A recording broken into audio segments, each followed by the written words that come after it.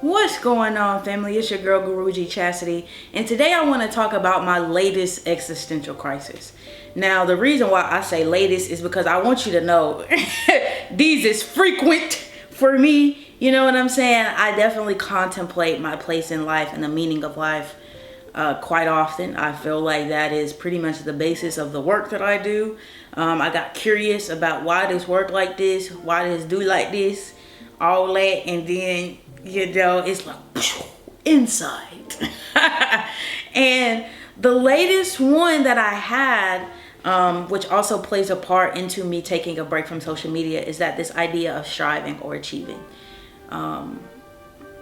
It's not uncommon, right? Because we've all been taught it.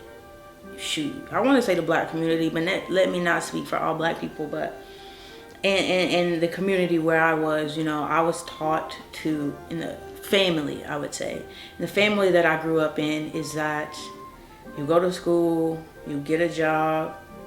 No, you go to school, you graduate high school, you get a job. You go to college, you graduate college, you get a job, and then you die. That's it, right? But you find your happiness, your nobility, your freedom in how much money you make in whatever job it is that you chose, right?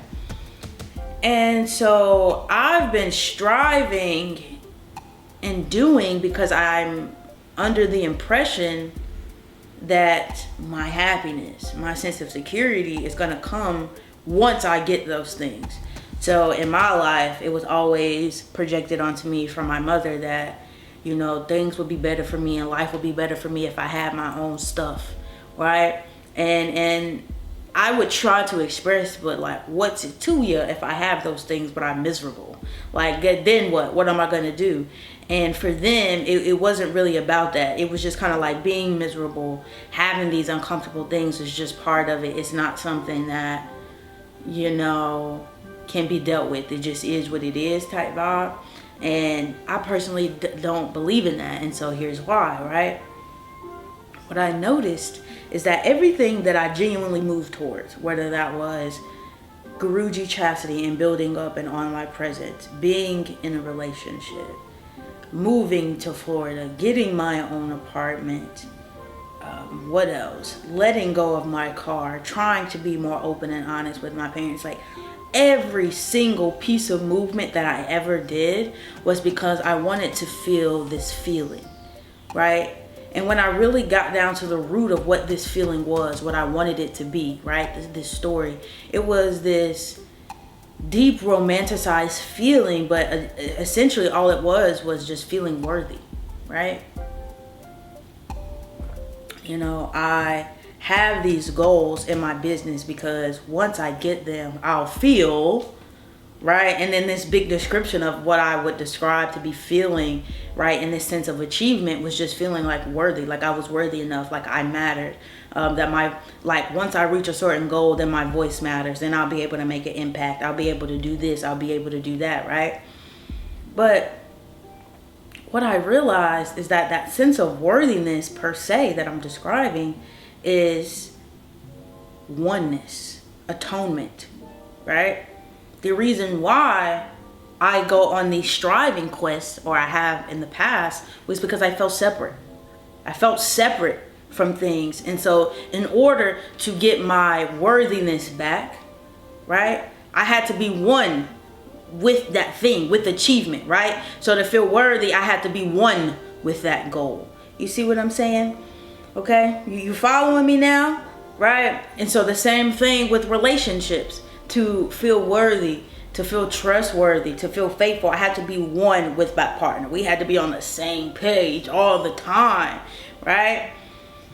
But what I realized is that in going after that feeling, that sense of worthiness, that sense of oneness, that it's nothing more than God. It's being connected to all things, right? And whether you call that all thing, God, Allah, Buddha, Spirit, Universe, Oshun, Papa Legba, whatever you call it, right? What I'm talking about is the thing that makes the sun rise and set, the thing that gets the moon to shine and go through all its phases, the things that gets the grass to grow and the leaves to fall off when it's time. That big magical thing that's making this all possible, right? It's that feeling of being with that, of knowing that God-like character. I describe it as God. I can't cap. But that God-like energy hasn't forgotten about me. That God-like energy isn't punishing me for something, right? It's just that feeling of that I am worthy to have everything that I dream of having, right? And so we go on these long, adventurous, story-like quests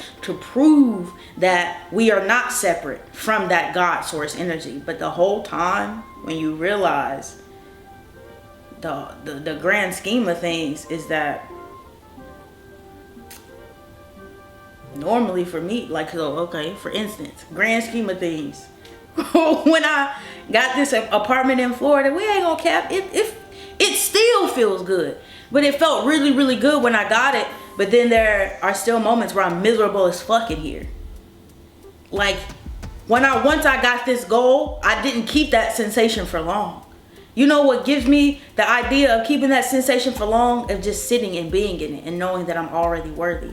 Anything that I actually strived for to get that sensation, it was like a blip in time of actually feeling that sensation. And then I was on a quest for more because I want to get that feeling again.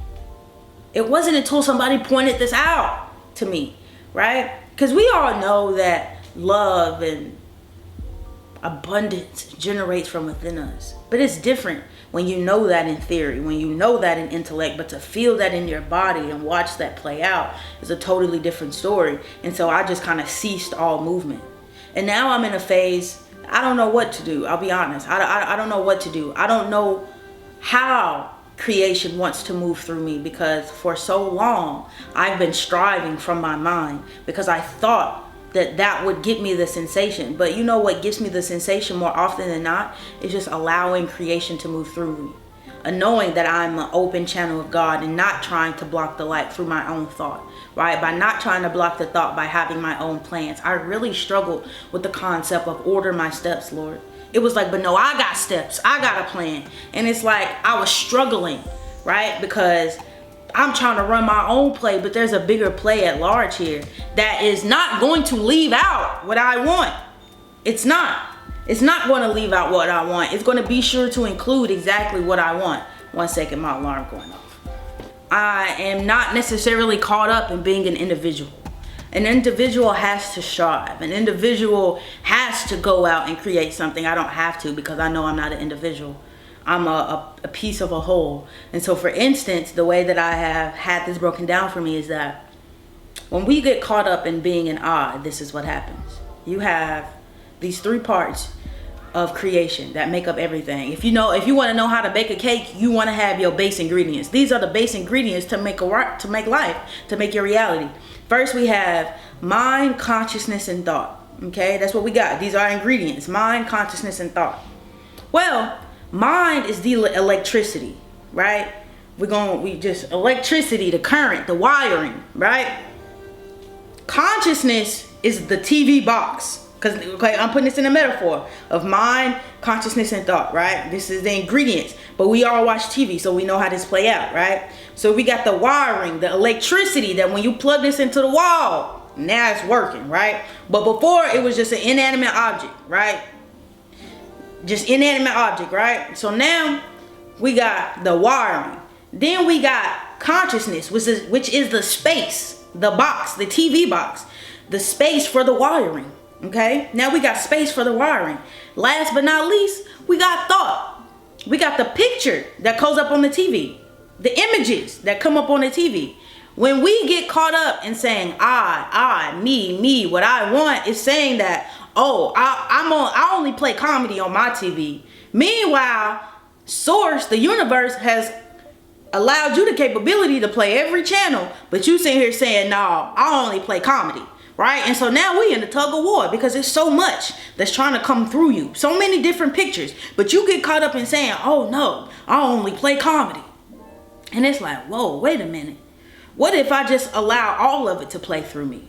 Didn't say it was good or bad. We just tried it. We just experienced it, right? We didn't get caught up in the storm of playing the same movie, the same image over and over and allowing that to dictate our reality. We don't get caught up in believing that we are the actual picture or the box. We know that we are the energy, the current, right? That's making it all happen, right? And so a TV isn't just this one particular part. It's all of these things in one that creates a television, right? But we get caught up in our own TV. And so our body, this is a TV, right? But what happens if this is the fanciest TV I'd have ever seen, but I don't know how to use the remote control? You see what I'm saying? That was my latest existential crisis. How do I use the remote control? Because before, I was just watching other people. I'll look over and say, how they clicking the button? Okay. And I just start clicking my buttons to match theirs. Had no idea about what was going on. I was just out there clicking buttons. You know what I'm saying? And so we don't have to do that. Like, I realized I don't have to strive or move towards anything. Everything is moving through me. You see what I'm saying? And so this idea of achievement and do and work, it totally has this new perspective. And like I said, I ain't gonna lie, I don't know what's going on right now. I can't cap on it. I don't know what's going on right now. Because when I realized this, I literally had to ask the person who helped me come to this realization and myself was like, why am I doing any of this then? If the only reason I was making movement was because I wanted to be close to God, I wanted to feel that oneness of God within me, and you're saying that I already have that, all I have to do is just be still. All I have to do is just open my eyes, and I'm already worthy right here, right now. Striving towards anything isn't going to bring that feeling because I'm already worthy. It's like, why was I doing any of it? And so it all has just kind of stopped. And now I'm trying to get back into genuine movement. What does it feel like for me to be genuinely moved towards something? What does it feel like to genuinely allow the universe to move through me and me to follow that? Right? For so long, I've been living in my mind, trying to do what I thought was right, thinking that it felt good. But it's like, well, what happens when it really feels good? You know? Man, that was so awesome to share, family. Thank you for being here. Until next time, I love you. Peace out.